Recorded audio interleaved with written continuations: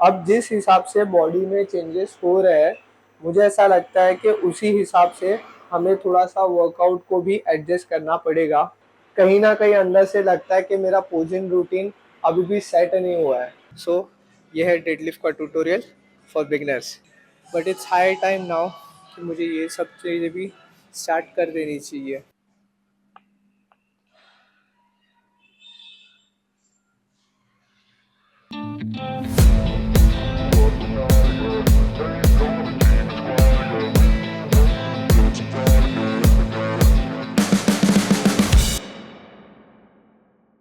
Hey hi guys, welcome back to my channel और स्वागत है आपका इस road to ICM prep series के एपिसोड नंबर 28 पर। और आज हम ट्रेन करेंगे बैक और आर्म्स। सो जल्दी से प्री वर्कआउट बनाते हैं और चलते हैं जिम। आज सुबह सुबह ये क्रिएटिन आया था पार्सल में। मैं एज इट इज का ये क्रिएटिन यूज करता हूँ, जो मुझे ऐसा लगता है कि सबसे सस्ता और अच्छा क्रिएटिन मोनोहाइड्रेट है। और आप जैसा सोच रहे हो ऐसा नहीं है, ये वीडियो बिल्कुल भी पेड नहीं है, ये सिर्फ मैं प्रोडक्ट यूज करता हूँ इसीलिए आपको बता रहा हूँ। क्रिएटिन एक वाइडली टेस्टेड सप्लीमेंट है जिसके ऊपर सबसे ज्यादा टेस्ट किए गए थे, और हर टेस्ट में यही देखा गया है कि क्रिएटिन हमारी बॉडी के लिए बहुत ही ज्यादा अच्छा है। एक टाइम तक इसको स्टेरॉइड बोल के ये बहुत सारे स्पोर्ट्स में बैन भी था। ऐसा कुछ नहीं है, ये हमारी स्ट्रेंथ बिल्ड करने में बहुत काम आता है। सो क्रिएटिन और प्रोटीन ये दोनों एक ऐसी सप्लीमेंट्स है जो मैं हर किसी को सजेस्ट करता हूँ, जो हमारे डाइट में होनी ही चाहिए। क्रिएटिन का हमारे मसल ग्रोथ पे डायरेक्ट इम्पैक्ट होता है, क्योंकि इससे हमारी स्ट्रेंथ बढ़ती है। हम जितना ज्यादा वेट उठा सकते हैं उतना ज्यादा ही हमारे मसल ग्रोथ होगी और उतने ही ज्यादा हमारे मसल्स बढ़ेंगे। क्रिएटिन के लिए मैं हमें यूजुअली 2 ब्रांड यूज करता हूँ, एज इट इज का या तो फिर मसल टेक का, और न्यूट्रा बेबी है। सो ये 3 ब्रांड में से आप कोई भी ब्रांड ले सकते। ये तीनों ब्रांड मुझे ऐसा लगता है बहुत अच्छे हैं। क्रिएटिन आप प्री वर्कआउट या पोस्ट वर्कआउट कभी भी ले सकते हो, ऐसा कुछ इशू नहीं है उसका, बस रोज लेना है, इतना याद रखना। लास्ट व्लॉग में मैंने कहा था कि हमारा फ्रिज बंद हुआ है, वो अभी तक बंद ही है। इसको चालू करने के लिए आज एक टेक्नीशियन आने वाला है, और उसी के वजह से मैं थोड़ा जल्दी जिम जा रहा हूँ। जिम के बाद मैं बहुत ज़्यादा ऐसे पागल हो जाता हूँ भूख से, और आज उसी पागलपंती को कंट्रोल करने का दिन है, क्योंकि मैंने मेरे आज पोस्ट वर्कआउट मील बिल्कुल नहीं बनाएंगे। घर पे जल्दी आना है, एक तो वो टेक्नीशियन को लेके, और दूसरी चीज़ पोस्ट वर्कआउट मील को भी बनाना है। आज का मेरा बॉडी वेट 63.8 kg था। सो बॉडी वेट तो बहुत अच्छा ड्रॉप हो रहा है, इसके लिए तो मैं बहुत ज़्यादा हैप्पी हूँ। अब जिस हिसाब से बॉडी में चेंजेस हो रहे हैं, मुझे ऐसा लगता है कि उसी हिसाब से हमें थोड़ा सा वर्कआउट को भी एडजस्ट करना पड़ेगा। कार्डियो पैटर्न्स तो चेंज नहीं होने वाले, मुझे नहीं लगता। कार्डियो तो शायद बढ़ेगा ही, बट वर्कआउट चेंज शायद होगा। सो हम ये वीकेंड को या अगले रेस्ट डे को इसके बारे में और ज़्यादा डिस्कस करेंगे। मुझे अभी भी भरोसा नहीं होता कि सिर्फ 7 वीक बाकी है मेरी कंपटीशन के लिए। आजकल दिन बहुत ज़्यादा जल्दी जाने लग गए, पता नहीं क्यों। प्लस अभी रिसेंटली क्या 2 दिन पहले ही आईसीएन की बैंगलोर वाली कंपटीशन हुई थी, और क्या ही बताऊँ, एक एक कंपटीशन देख के ही कहीं ना कहीं अंदर से थोड़ा बहुत डर तो है कि शायद मैं ये चीज़ कर लूँ या नहीं कर लूँ, ये मेरे से हो पाएगा नहीं हो पाएगा। इस पूरी प्रेप में मैं कॉन्फिडेंट तो बहुत ज़्यादा फील कर रहा हूँ सब चीज़ों को लेके। मुझे पता तो है मैं मेरी बॉडी को उस लेवल तक लेके जाऊँगा ही जाऊँगा। पता नहीं, प्रॉब्लम मुझे ये लगती है कि शायद मैं रूटीन में फेल कर दूँ, जो पोजिंग रूटीन होता है वो, क्योंकि अभी सिर्फ 7 वीक बाकी है, और मुझे बहुत कहीं ना कहीं अंदर से लगता है कि मेरा पोजिंग रूटीन अभी भी सेट नहीं हुआ है, और इसके लिए मैं बहुत ट्राई कर रहा हूँ, बट मुझे खुद से वो चीज़ फिगर आउट करने में बहुत ज़्यादा इश्यूज आ रहे हैं। सो लेट्स सी, आने वाले व्लॉग्स में मैं उस चीज़ के बारे में भी आपको एक्सप्लेन करूँगा। एक तो ये कंपटीशन मैं फर्स्ट टाइम खेल रहा हूँ, इसके वजह से कौन सा पोजिंग रूटीन किस कैटेगरी के लिए है और वो कैटेगरी में कैसे परफॉर्म करना है, इस चीज़ का मुझे बिल्कुल एक्सपीरियंस नहीं है। और कहीं ना कहीं ये मेरे लिए एक डिसएडवांटेज होने वाला है। सो इसी डिसएडवांटेज को कैसे मैं क्लियर करूँगा, वो अभी तक मैंने फिगर आउट नहीं किया है। वैसे पोजिंग मुझे अच्छी तो लगती है और मुझे ऐसा लगता है कि मैं ठीक ठाक कर भी लेता हूँ। अगर क्लासिक पोजिंग की बात करें, मुझे पर्सनली क्रिस बम्पटेड का पोजिंग बहुत ज़्यादा अच्छा लगता है और कहीं ना कहीं वो एक बिग आइडल है भी मेरे लिए। एनीवेज, प्री वर्कआउट हो गया, चलते हैं जिम। नसीब यहीं से ख़राब होना चालू हो जाता है। बारिश हो नहीं रही थी इसलिए मैं निकल गया, रेडी होते होते नीचे आ भी गया मैं और बारिश चालू हो गई।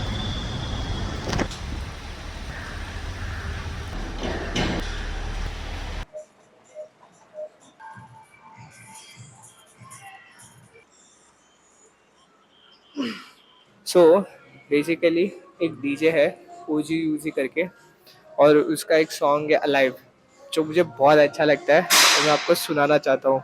मुझे पता है इससे कॉपीराइट आएगा, बट थोड़ा बहुत सुनाता हूँ।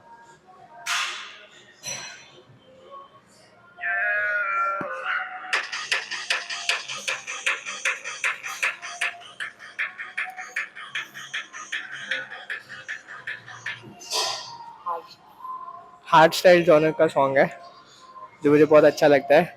और कभी आपको आपके वर्कआउट में एनर्जी कम लग रही होगी ये गाना सुन लो, अलग टाइप की फायर आ जाती है बॉडी में। So do try that next time.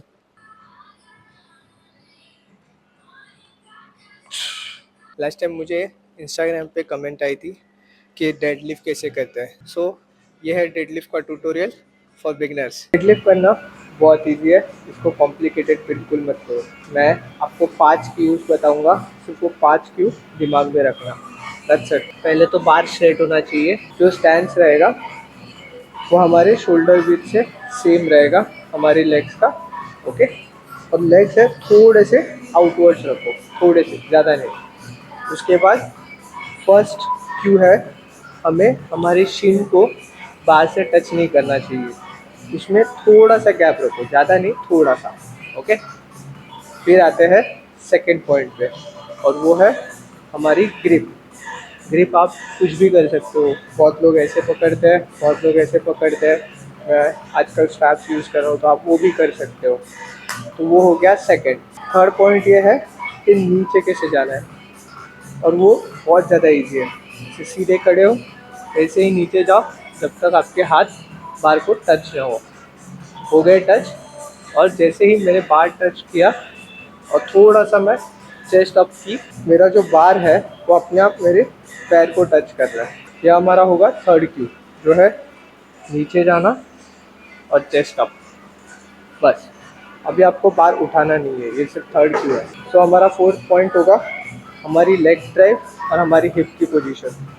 बहुत सारे लोग उठाते वक्त ऐसे बार को उठाते हैं, जो एक गलत फॉर्म है। और वो जो थर्ड क्यू है, उसके बाद उसी पोजीशन में आपको बार पुश करना है अपने पैरों से अगेंस्ट द ग्रेविटी। डेडलिफ्ट को आप एक टाइप का against the gravity leg press भी मान सकते हो, जहाँ पर हमारी अपर बॉडी एक हुक की तरह काम करती है और जो भी वेट बार पर लगा है वो हमें अगेंस्ट द ग्रेविटी पुश करना है अपने पैरों से।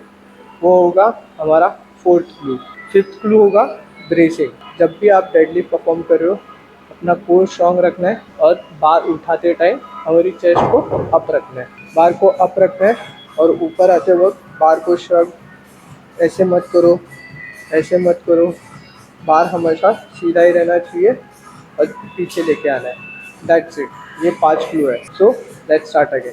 फर्स्ट, खड़े होना है। Okay, second, grip. थर्ड, हमारी पोजीशन। फोर्थ होगी लेग ड्राइव।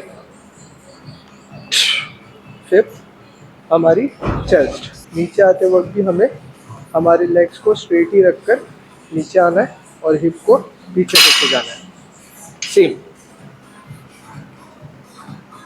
हिप्स को पीछे लेके जाना है। स्टार्टिंग में थोड़ा इसमें इशू आएगा आपको, बट जैसे जैसे आप प्रैक्टिस करते जाओगे वैसे वैसे आपका फॉर्म भी बेटर होते जाएगा। और एज यूजुअल जैसे मैं हमेशा कहता हूँ, डेडलिफ्ट एक कंपाउंड एक्सरसाइज है जिसमें हमारी पूरी बॉडी यूज होती है। इस एक्सरसाइज को करते समय ईगो बीच में आ ही जाता है, तो ईगो साइड में रख के ये एक्सरसाइज परफॉर्म करो और वेट से ज़्यादा अपनी फॉर्म और अपनी टेक्निक पर ज़्यादा फोकस करो, वो ज़्यादा मैटर करता है। एक बार आपकी टेक्निक और फॉर्म बराबर हो गया, weights will automatically follow. So let's गो।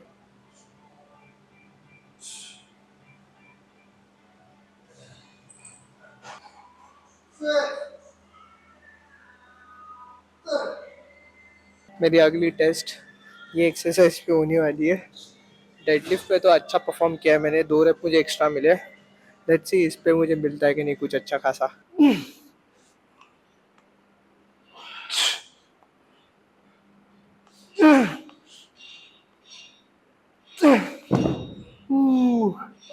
चल इजी, सुबह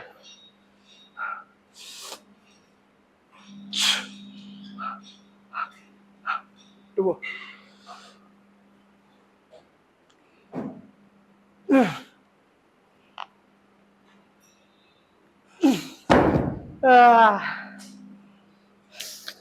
और बेटर हो सकता था बट गुड सेट।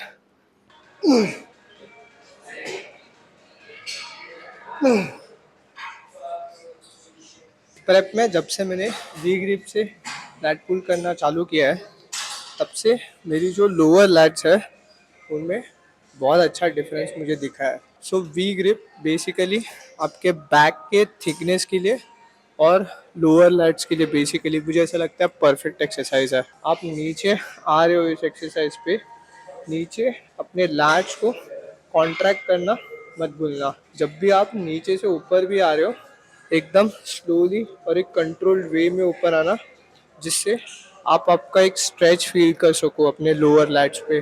सो अगर अब तक आप ये एक्सरसाइज नहीं कर रहे हो तो मुझे ऐसा लगता है कि ये चीज़ आपको ऐड करनी चाहिए। बाय द वे, बहुत सारे लोग वीडियोस देख रहे हैं पर सब्सक्राइब नहीं कर रहे, सो प्लीज़ डू सब्सक्राइब और कमेंट करके मुझे बताओ आप लैट्स के लिए कौन से एक्सरसाइज यूज़ करते हो। ये सीटेड रोइंग ये एक ऐसी एक्सरसाइज है जो हमारे अपर बैक का ये जो सेंटर वाला पोर्शन होता है यहाँ पे वर्क करती है, जो कॉन्ट्रैक्शन और बेसिकली जो छोड़ते वक्त स्ट्रेच होता है, इसके ऊपर मेरा सबसे ज़्यादा फोकस होता है। क्योंकि मेरी बैक में मुझे ऐसा लगता है एक पार्ट वही है के ऊपर मुझे ज़्यादा काम करने की ज़रूरत है। जैसे मैंने सुबह बोला, रिसेंटली ICN का बैंगलोर सीज़न हुआ है और सच बताऊँ तो लोगों की एक इतनी अच्छी परफेक्ट फिजिक देखकर कहीं ना कहीं मैं खुद को डाउट करने लग गया हूँ। ये बहुत गलत चीज़ है मुझे पता है, बट ऐसे सेकंड थॉट्स भी बीच बीच में आते रहते हैं। और जैसे जैसे इस कंपटीशन के मैं करीब जा रहा हूँ, मुझे पता है ये थॉट्स और भी आएंगे। मुझे पता है ये गलत माइंडसेट है, बट मुझे ऐसा भी लगता है कि होता है कभी कभी, इट्स ओके। मुझे ये भी पता है कि जैसे जैसे मैं खुद की प्रोग्रेस देखते रहूँगा, मुझे अपने आप खुद पर कॉन्फिडेंस आता रहेगा। सो यस, हम करके दिखाएंगे, यही मेरा एटीट्यूड होना चाहिए। जैसे मैं सुबह बात कर रहा था पोजिंग रूटीन की, आज मैं पूरे टाइम यूट्यूब पर पोजिंग रूटीन ही देख रहा हूँ, कैसे पोज करना है, कौन सा पोजिंग रूटीन अच्छा होगा। बॉडी बिल्डिंग में पोजिंग बहुत ज़्यादा मैटर करता है, क्योंकि इतनी अच्छी बॉडी बनाकर कुछ फ़ायदा नहीं है अगर उसे हम अच्छी तरीके से प्रेजेंट नहीं कर सकते। और प्रेजेंटेशन में थोड़ा सा मेरा गड़बड़ है आई गेस, और मुझे ऐसा लगता है इसमें थोड़ा टाइम भी जाएगा। But it's high time now कि मुझे ये सब चीज़ें भी स्टार्ट कर देनी चाहिए। एनीवेज, बैक तो हो गई है, let's start with the arms. वैसे जिम में कोई नहीं है, पूरी जिम खाली है, मैं अकेला ही हूँ। और ऐसे खाली जिम में अकेला वर्कआउट करना एक अलग ही पीस है यार, क्या बताऊँ मैं। जो लोग शाम को आते हैं जिम में, जहाँ पे सबसे ज़्यादा भीड़ होती है, वो इस बात को अच्छे से समझ सकते हैं।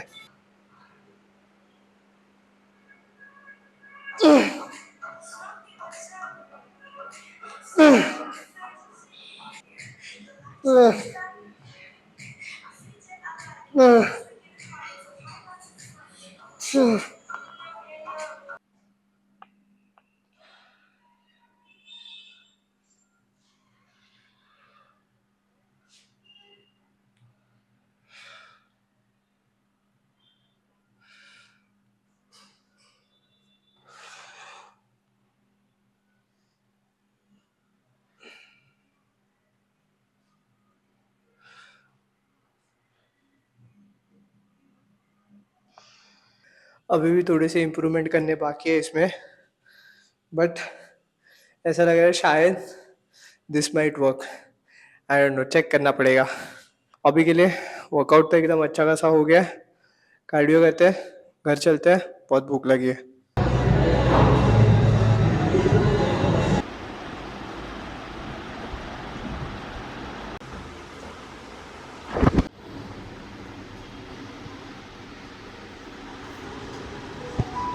फाइनली फ्रिज का काम हो गया है, फ्रिज अच्छा खासा चल रहा है, बट किचन की हालत देख ही सकते हो आप, बहुत ज़्यादा ख़राब हुआ है, और हॉल की भी हालत बहुत ज़्यादा ख़राब हो गई है, और मोमो की तबीयत भी ठीक नहीं है, प्लस मेरे अभी तक स्टेप्स भी बाकी है, बहुत कुछ करना बाकी है। So let's start with the kitchen.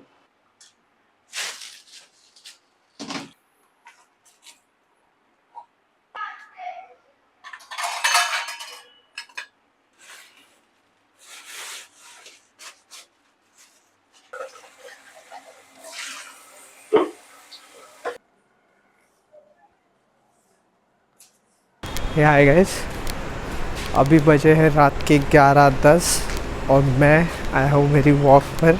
आज का वॉक बहुत ही ज़्यादा लेट हो गया है। आज का दिन काफ़ी हेक्टिक था मेरे लिए। मेरा सेकंड मील आज बहुत ज़्यादा लेट हुआ है क्योंकि घर पे इतने सारे काम चल रहे थे, उसके वजह से मैं सुबह सुबह एक तो बिना पोस्ट वर्कआउट मील बनाए ही निकल गया था, जिसके वजह से घर पे आने के बाद मुझे और लेट हुआ और उसके वजह से सब चीज़ें लेट होती गई। बट एनीवेज अभी घर पे जाके मैं मेरा लास्ट मील लूँगा। अगर आज के दिन की बात करूँ तो हाँ, आज का दिन थोड़ा नहीं, एक्चुअली बहुत ज़्यादा हेक्टिक था मुझे, बट चलता है, कभी कभी होता है ये सब चीज़, हर दिन परफेक्ट नहीं होता। हाय, कभी कभी होती है चीज़ें, हर दिन परफेक्ट नहीं होता, तो हमें ये सब पकड़ के चलना पड़ता है। फाइनली मेरा फ्रिज ठीक हो गया, उसके लिए मैं ज़्यादा हैप्पी हूँ क्योंकि फ्रिज 2 दिनों से बंद है और उसके वजह से चिकन का बहुत बड़ा इशू हो रहा था। लकीली मुझे नहीं लगता अभी कोई इशू आएगा। मोमो की तबीयत वैसे थोड़ी सी ख़राब है तो मुझे उसके लिए भी कहीं ना कहीं बुरा लग रहा है। अगर आज के वर्कआउट की बात करें तो आज का वर्कआउट बहुत ही ज़्यादा अच्छा था। ऑलमोस्ट हर एक्सरसाइज में मुझे एक्स्ट्रा रैप्स मिले, सो वेरी गुड साइन। जैसे मैं सुबह बोल रहा था, इस पूरी जर्नी को अभी सिर्फ 7 हफ्ते बाकी है और ये 7th वीक का आज सेकेंड वर्कआउट था। और सच बोलूँ तो कहीं ना कहीं मुझे फील होने लग गया अभी कि वर्कआउट के बीच में एनर्जी ऐसी ऊपर नीचे होती रहती है। बट ये चीज़ें अभी और भी होगी क्योंकि यहाँ से पूरा गेम जो होगा वो माइंड सेट का है। अभी तो चीज़ें हार्ड होनी शुरू हुई है, ये और डिफ़िकल्ट होते जाएगा। बट हम भी हार मानने वाले वैसे है नहीं, जो भी है जैसे भी है सब कंप्लीट करेंगे। जो भी हर्डल्स आएंगे रास्ते के बीच में हर एक को पार करेंगे, क्योंकि जैसे मनोज स्मैश कहता है, करना है तो करना है। बस इस जर्नी में आप मुझसे जुड़ते चलो क्योंकि ये जर्नी मेरी अकेले की नहीं है, ये जर्नी हमारी है। ये पूरी ICN की प्रेप सिर्फ फिज़िकल नहीं है, ये मैं हमेशा कहता हूँ, ये एक मेंटल बैटल है हमारा, वो भी खुद से ही, और इस लड़ाई को हम जीत कर ही रहेंगे। सो हो गए स्टेप्स कंप्लीट। आज का ब्लॉग करते हैं यहीं पे ख़त्म। अगर आपको ये मेरी जर्नी थोड़ी भी रिलेटेबल लगती होगी तो प्लीज़ कमेंट कर देना। और अगर ये वीडियो आप यहाँ तक देख रहे हो इसका मतलब आपको ये वीडियो अच्छा लग रहा है। तो अगर आपको ये वीडियो अच्छा लग रहा है तो इसके बाद वाला वीडियो भी आपको अच्छा लगेगा। So don't forget to click on that outro video. आज के लिए इतना ही, मिलते हैं अगले वीडियो में। तब तक के लिए stay natural, stay hungry, piece.